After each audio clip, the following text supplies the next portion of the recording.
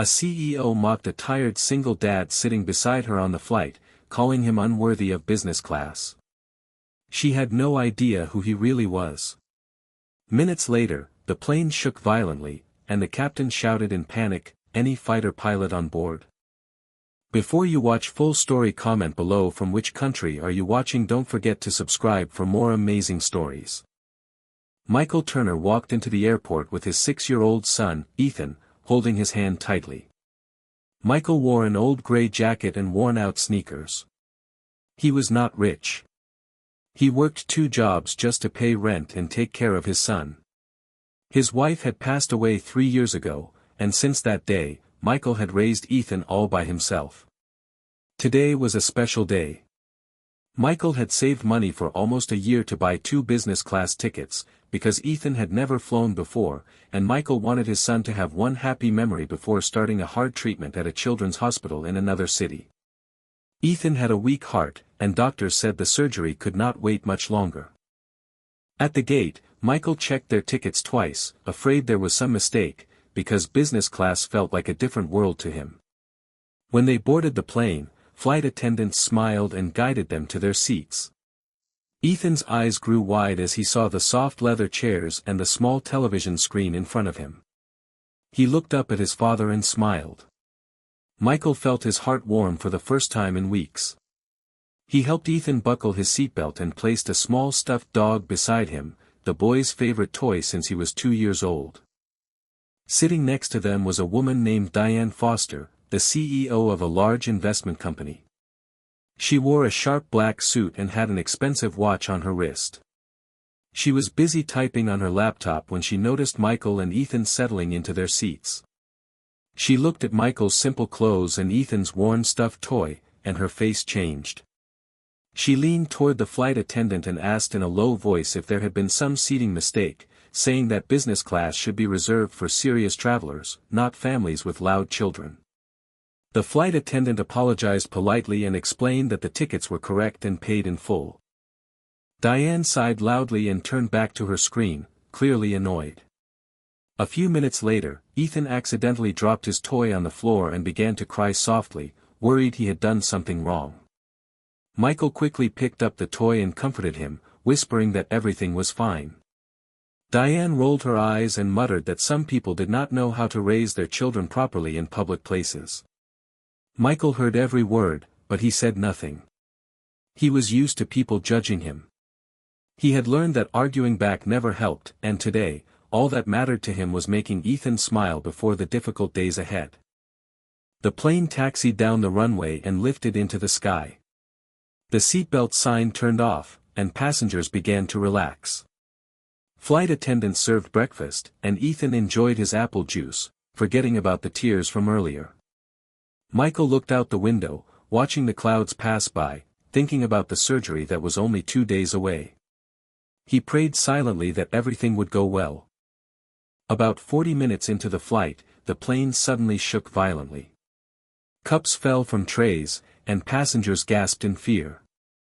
The lights flickered, then dimmed. A loud alarm sounded somewhere near the cockpit. Ethan grabbed his father's arm tightly, his small face pale with fear. Michael held him close and told him to stay calm, that everything would be okay, even though his own heart was racing. The captain's voice came over the speakers, tense and serious. He explained that the plane was experiencing a serious mechanical failure and that the crew needed a few minutes to understand the situation.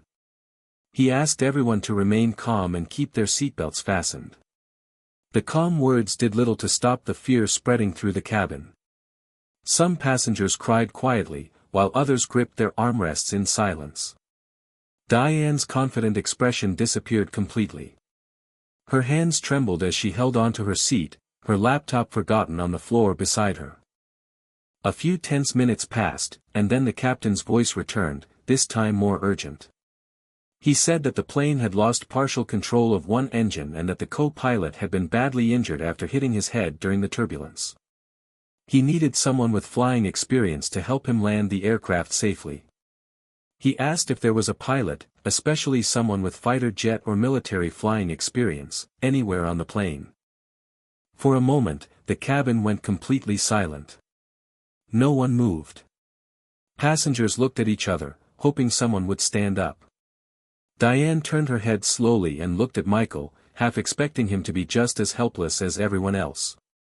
But something in Michael's eyes had changed. He was no longer the quiet, tired father from a few minutes ago. His jaw was tight, and his eyes were sharp and focused.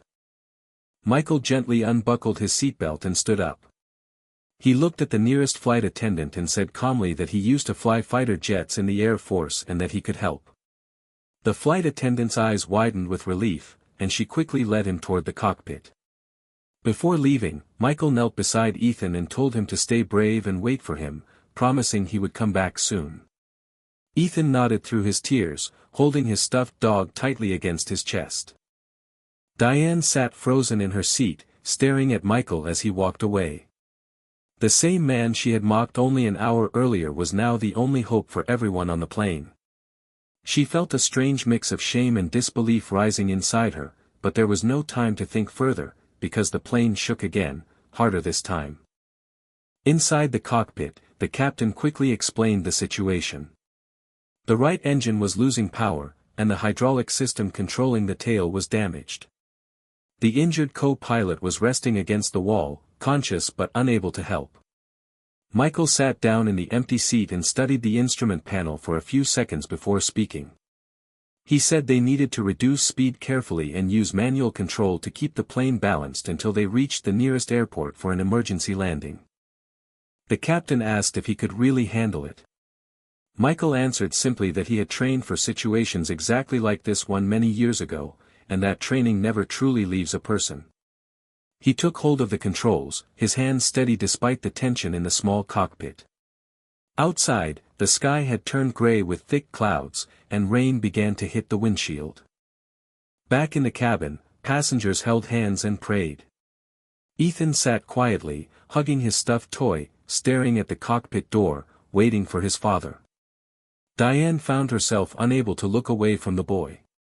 She thought about all the harsh words she had said earlier, and guilt filled her chest. She reached over and gently asked Ethan if he wanted to hold her hand until his father returned. Ethan looked at her with tearful eyes and nodded slowly, taking her hand.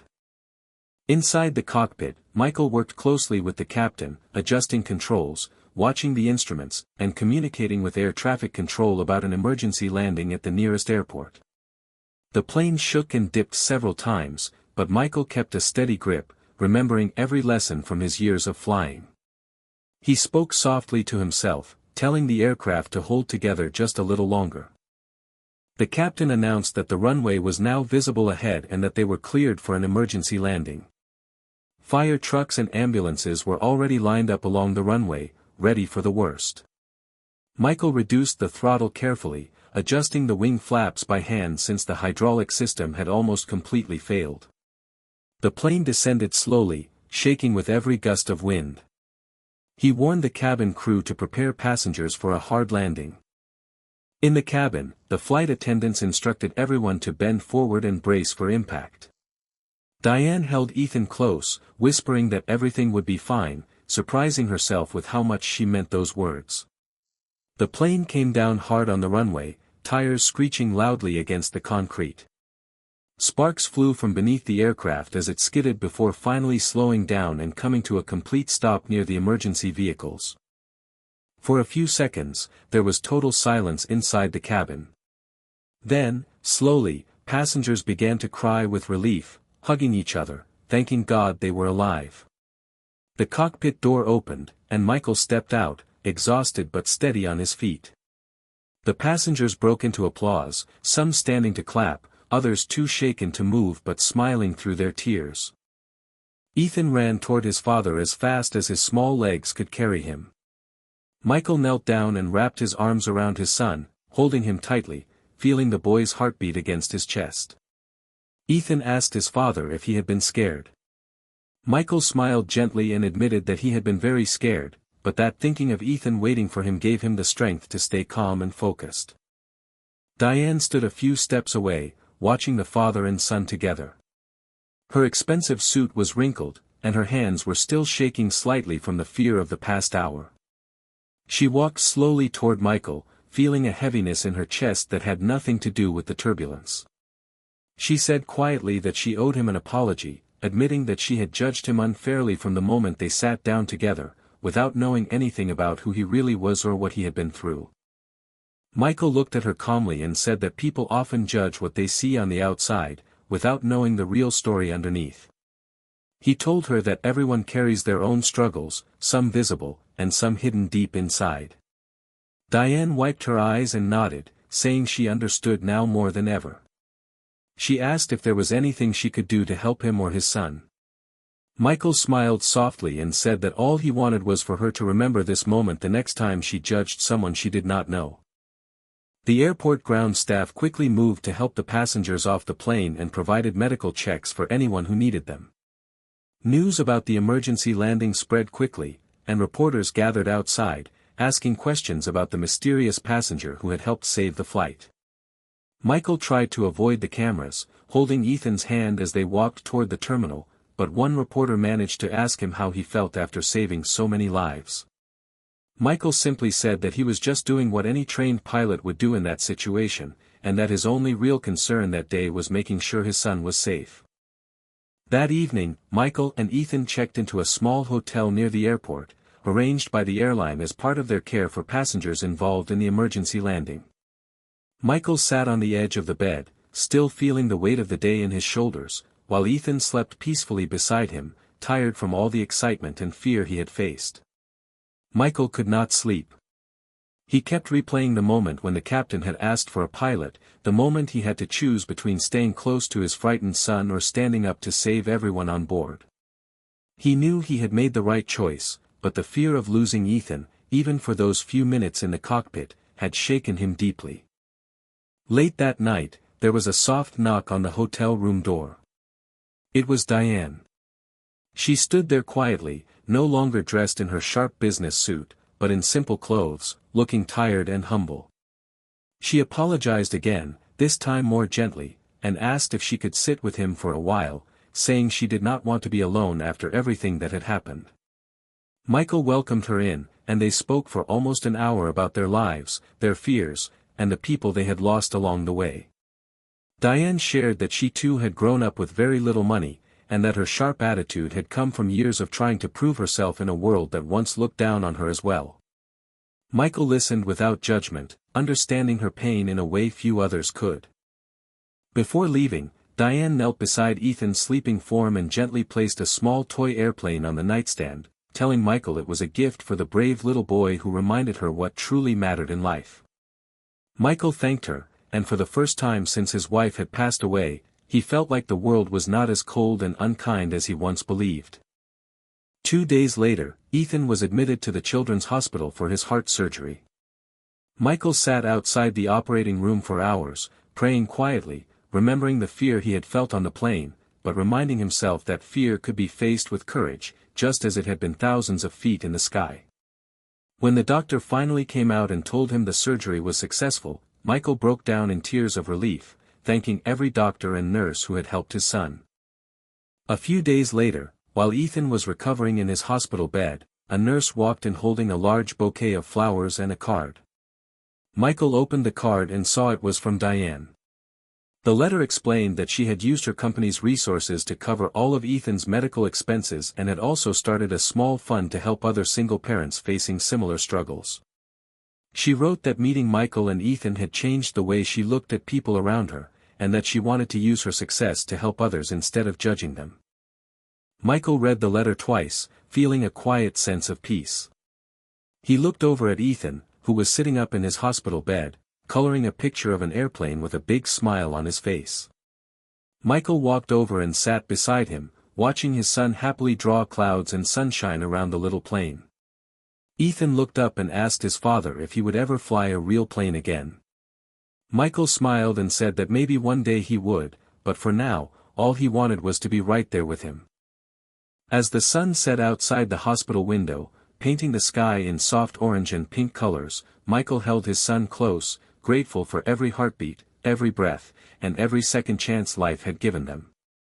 He thought about how one moment of courage on a frightened airplane had changed not only his life, but also the life of a woman who had once looked down on him without knowing his story. He understood now more than ever that true strength was not shown through expensive suits or important titles, but through quiet courage, love, and the willingness to stand up for others when it mattered most. Months later, Ethan grew stronger every day, his heart healed and his laughter filling their small home once again. Michael returned to his simple life, working hard, raising his son, and never forgetting the lesson that day in the sky had taught him. Somewhere in another city, Diane Foster continued running her company, but with a new sense of humility, often telling her employees the story of the tired father in worn sneakers who had once saved her life, and reminded her what truly mattered in the end.